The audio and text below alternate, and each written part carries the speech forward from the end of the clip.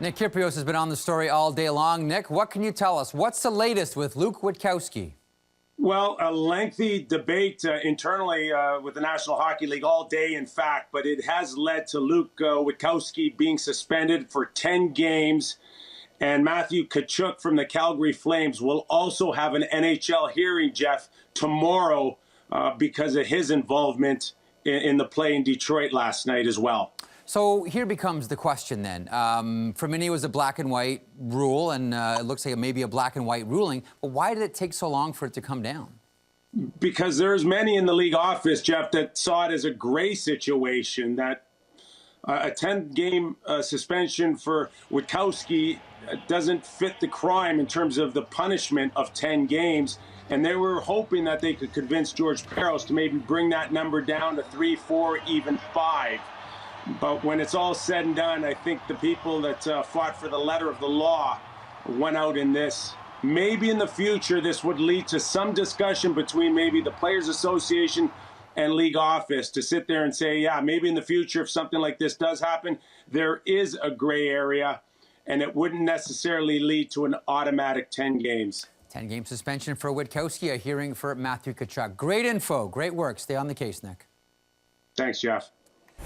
And the NHL has just confirmed what Nick Kyprios just told you by way of Twitter, a 10-game suspension for Luke Witkowski. Here's the actual rule. Any player who's been ordered to the dressing room by the officials and returns to his bench or to the ice surface for any reason before the appropriate time shall be assessed a game misconduct and shall be suspended automatically without pay for the next 10 regular league and or playoff games. That's what Witkowski got. Here's something interesting as well. The coach or coaches of the team or teams whose players left the player's bench or benches or penalty bench illegally during an altercation shall be suspended pending a review by the commissioner. The coach also will be fined a maximum of $10,000. Let's go to an eyewitness. Okay, he's all safe, he's all secure, he's not bruised despite being front and center at the punch-up at the Pizza Box last night in Detroit. Gary Galley, you were between the benches last night. At what point do you think we have a problem? You know what? I think I really felt like there was a problem when I saw him walk back, Witkowski walk past me back onto the ice. At that point, I realized that it was a significant line that had been crossed there. There were a lot of willing combatants on the Calgary side that were angry with him, and he definitely was starting to engage. So at that point, I realized this was going to get out of hand. Did you think Michael Furland might have been that guy that may have crossed that line to chase him?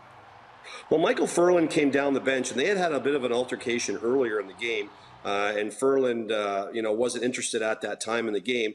But once it got to that boiling point after what happened to Kulak, he came down the bench, probably at least halfway down the bench to get to that hot corner there where they could actually, meet one another. And the linesman did an excellent job of separating the two of them and get Witkowski back down the hallway and to the locker room where hopefully it may have saved him some games and some money. The Mantha-Hamonic fight was an interesting one. We didn't see it. It was in the bench. You were right there. What happened? Yeah, I had a front row one for that one. Unfortunately, when they were escorting people off the ice, in the new rink at Little Caesars, you have to open the gate there to let them through to the locker room. And because that gate was open and the altercation started after that, unfortunately for Hamonic, the door was open and it couldn't be reshut. And because it couldn't get shut again, as he was propping himself against it, fighting with Mantha, and he felt like he had something strong to balance himself with, he got to the open door and then it was a 3-foot drop to the floor. And unfortunately for him, he had nowhere to go. He couldn't really protect himself and he was quite exposed. And in my opinion, I think Mantha probably should have let up a bit there. I think at that point there, I think you got the linesman laying on him. You're laying on top of Hamonic.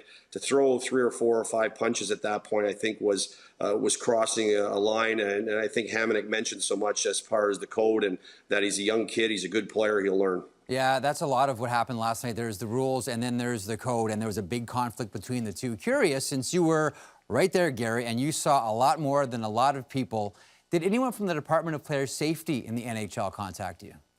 No, I haven't been contacted, and I think there's a lot of real solid footage there.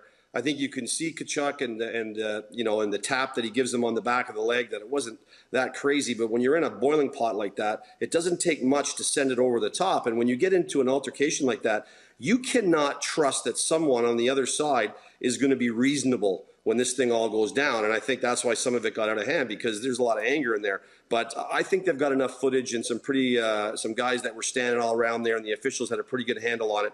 I think they'll be able to make their decisions based upon what they saw. Gary, we look forward to seeing you between the benches again, maybe next time with a helmet. Thanks so much for joining us. Thanks, guys, for having me.